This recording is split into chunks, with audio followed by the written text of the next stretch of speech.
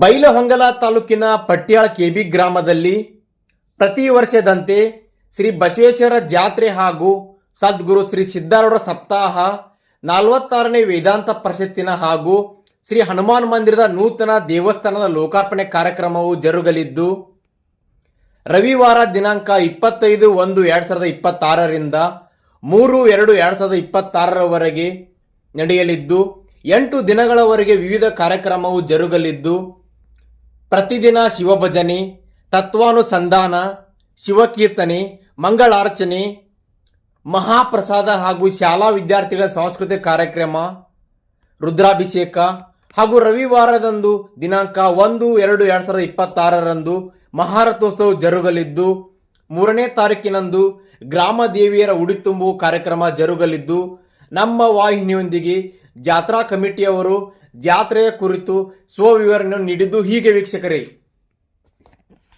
ಜಿಲ್ಲಾ ಬೈಲಹೊಂಗಲ ತಾಲೂಕಿನ ಬಸವಣ್ಣನ ಪುಣ್ಯಕ್ಷೇತ್ರ ಪಟ್ಯಾಳ ಕೆಬಿ ಗ್ರಾಮದಲ್ಲಿ 45 ವರ್ಷಗಳ ಹಿಂದೆ ನಮ್ಮೂರಿನ ಪಂಚರು ಗ್ರಾಮಸ್ಥರು ಎಲ್ಲ ಕೂಡಿ 7 ದಿನಗಳ ಒಂದು ಬಸವೇಶ್ವರ ಜಾತ್ರೆಯನ್ನು ಅದ್ದೂರಿಯಾಗಿ ಮಾಡ್ಕೊಂತ ಬಂದಂತ ಒಂದು ಸಂಪ್ರದಾಯ ಇತ್ತು. 46 ವರ್ಷಗಳ ಹಿಂದೆ ದೇವರ ಹುಬ್ಬಳ್ಳಿಯ ಶ್ರೋತ್ರಿಯ ಬ್ರಹ್ಮನಿಷ್ಠ ನಾಗಭೂಷಣ ಶಿವಗಳು ದೇವರ ಹುಬ್ಬಳ್ಳಿ ಅಪ್ಪನವರು 46 ವರ್ಷಗಳ ಹಿಂದೆ ಈ ಪಟ್ಯಾಳ ಕೆಬಿ ಗ್ರಾಮದಲ್ಲಿ ಸಿದ್ಧಾರೂಢರ ಒಂದು ಸಂಪ್ರದಾಯ ಹಾಗೂ ಈ ಒಂದು ಪರಿಷತ್ತನ್ನು ಪ್ರಾರಂಭ ಮಾಡಿದರು. ಅಂದಿನಿಂದ ಇಂದಿನವರೆಗೆ ಇವತ್ತು ನಾವು ಆಚರಣೆ ಮಾಡುತ್ತಿರುವಂತ 46ನೇ ವೇದಾಂತ ಪರಿಷತ್ತನ್ನ ಮುಂದುವರಿಸಿಕೊಂಡು ಬಂದಂತ ಈ ಒಂದು ಕಾರ್ಯಕ್ರಮದ ಘನ ಅಧ್ಯಕ್ಷತೆಯನ್ನು ವಹಿಸಿಕೊಂಡಂತ ಶ್ರೋತ್ರಿಯ ಬ್ರಹ್ಮನಿಷ್ಠ ಶ್ರೀ ಸಿದ್ಧ ಶಿವಗಳು ದೇವರ ಹುಬ್ಬಳ್ಳಿ ಅಪ್ಪನವರು ಈ ಒಂದು ಆಯ್ಕೆ ಕೊಟ್ಟಂತ ಸಂಪ್ರದಾಯವನ್ನು ಮುಂದುವರಿಸಿಕೊಂಡು ಹೊಂಟಿದ್ದಾರೆ. ಅದೇ ರೀತಿ ಗ್ರಾಮಸ್ಥರು ಪಂಚರು ಎಲ್ಲರೂ ಸೇರಿ ಅದ್ದೂರಿಯಾಗಿ ಒಂದು ಕಾರ್ಯಕ್ರಮವನ್ನು ಆಯ್ಕೆಕೊಂಡು ಬರ್ತಾ ಇದ್ದೇವೆ. 7 ದಿನಗಳ ಕಾಲ ಸಿದ್ಧಾರೂಢರ ಈ ಒಂದು ಪರಿಷತ್ತಿನ ಈ ಒಂದು ಕಾರ್ಯಕ್ರಮವನ್ನ ನಿರಂತರವಾಗಿ ನಾವು 46 ವರ್ಷಗಳಿಂದ ನಡೆಸಿಕೊಂಡು ಬಂದಿದ್ದೇವೆ. ಇದೇ ರೀತಿಯಾಗಿ ಮುಂದುವರಿಸಿಕೊಂಡು ಹೋಗಲು ಕೂಡ ನಮ್ಮ ಇಲ್ಲಿ ಹಿರಿಯರು, ಗ್ರಾಮಸ್ಥರು, ಯುವಕರು ಎಲ್ಲರ ಒಂದು ಮಾರ್ಗದರ್ಶನದಿಂದ ಈ ಜಾತ್ರೆಯನ್ನು ಅದ್ದೂರಿಯಾಗಿ ನಾವು ಮಾಡ್ತಾ ಇದ್ದೇವೆ. 31ನೇ ತಾರೀಕಿನಿಂದ ಸಾಮೂಹಿಕ ವಿವಾಹಗಳನ್ನು ಕೂಡ ಇಟ್ಟುಕೊಂಡಿದ್ದೇವೆ. 1ನೇ ತಾರೀಕಿನ ನಂತರ ಭಾರತ ಹುಣ್ಣಿಮೆಯ ದಿನ ಸಾಯಂಕಾಲ ಶ್ರೀ ಬಸವೇಶ್ವರ ರಥೋತ್ಸವ. ಈ 7 ದಿನಗಳಲ್ಲಿ ಪ್ರತಿದಿನ ಒಂದೊಂದು ವಿಷಯಗಳನ್ನು ಇಟ್ಟುಕೊಂಡು ಅದರ ಬಗ್ಗೆ ಈ ಒಂದು ಸವಿಸ್ತಾರವಾದ ಪೂಜ್ಯರಿಂದ ಈ ಒಂದು ಸಾರಾಂಶವನ್ನು ತಿಳಿಸುತ್ತಾ ಬಂದಿದ್ದಾರೆ. ಈ ಒಂದು ಆಧ್ಯಾತ್ಮಿಕ ಅಮೃತವನ್ನು ಸವಿಯಲು ಸುತ್ತಲೂ 16 ಹಳ್ಳಿಗಳಿಂದ ಜನ ಪ್ರತಿನಿತ್ಯ ಬಂದು ಈ ಒಂದು ಸಿದ್ಧಾರೂಢರ ಸಂಪ್ರದಾಯದ ವಿಚಾರಗಳನ್ನು ತಿಳಿದುಕೊಂಡು ರಾತ್ರಿ ಪ್ರಸಾದ ವ್ಯವಸ್ಥೆ ಇರುತ್ತದೆ. ಆ ಪ್ರಸಾದವನ್ನು ಮುಗಿಸಿಕೊಂಡು ಹೋಗುವಂತ ಸಂಪ್ರದಾಯ 46 ವರ್ಷಗಳಿಂದ ನಡೆದು ಬರ್ತಾ ಇದೆ. ಇಲ್ಲಿವರೆಗೆ ಎಲ್ಲ ನಡೆದಂತ ಕಾರ್ಯಕ್ರಮಗಳು ವಿಜೃಂಭಣೆಯಿಂದ ಯಶಸ್ವಿಯಾಗಿ ನಮ್ಮೂರಿನ ಗ್ರಾಮಸ್ಥರು ಹಿರಿಯರ ಒಂದು ಮಾರ್ಗದರ್ಶನದಲ್ಲಿ ಅಚ್ಚುಕಟ್ಟಾಗಿ ನಡೀತಾ ಬಂದಿರುವುದು ನಮ್ಮೆಲ್ಲರಿಗೂ ಒಂದು ಹೆಮ್ಮೆಯ ವಿಷಯ.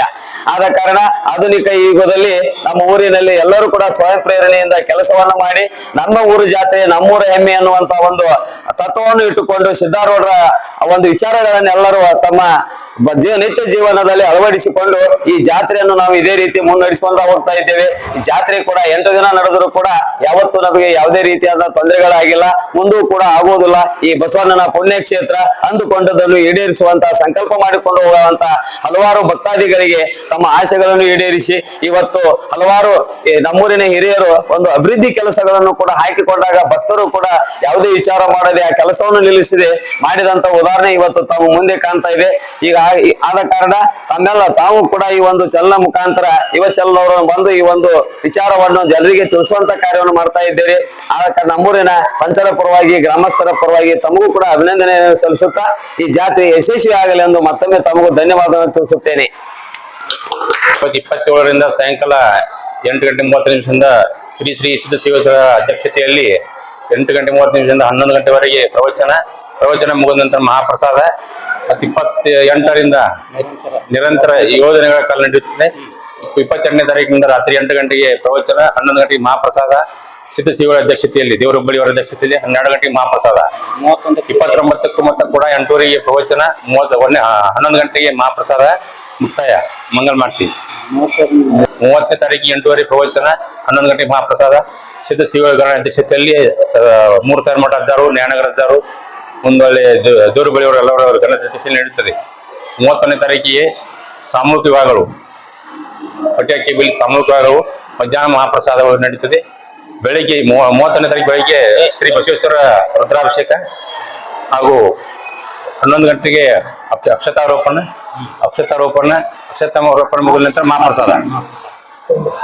ದಿನಾಂಕ 1ರಿಂದ 1/2/2026 ಬೆಳಿಗ್ಗೆ ಶ್ರೀ ಮಾರುತಿ ದೇವರ ಗುಡಿ ಉದ್ಘಾಟನೆ, ಕಳಸಾರೋಹಣ, ಮೂರ್ತಿ ಪ್ರತಿಷ್ಠಾಪನೆ, ಅದು ಮುಗಿದ ನಂತರ ಮಹಾಪ್ರಸಾದ ಮುಗಿದ ನಂತರ ಸಾಯಂಕಾಲ 5 ಗಂಟೆಗೆ ಶ್ರೀ ಬಸವೇಶ್ವರ ರಥೋತ್ಸವ ಏಳಲಾಗುತ್ತದೆ. ಸಮಸ್ತ ಗ್ರಾಮಸ್ಥರು ಹಾಗೂ ಕಟ್ಯಾಗ್ರಿ ಗ್ರಾಮದ ತನುಮನ ಧನ ಸಹಾಯದಿಂದ ನಮ್ಮ ಜಾತ್ರೆಗೆ ಒಳ್ಳೆಯ ಹೆಚ್ಚಿನ ಸಂಖ್ಯೆಯಲ್ಲಿ ಭಾಗವಹಿಸಿ ಆಶೀರ್ವಾದ ಪಡೆದು ಹೋಗಬೇಕೆಂದು ವಿನಂತಿಸುತ್ತೇವೆ.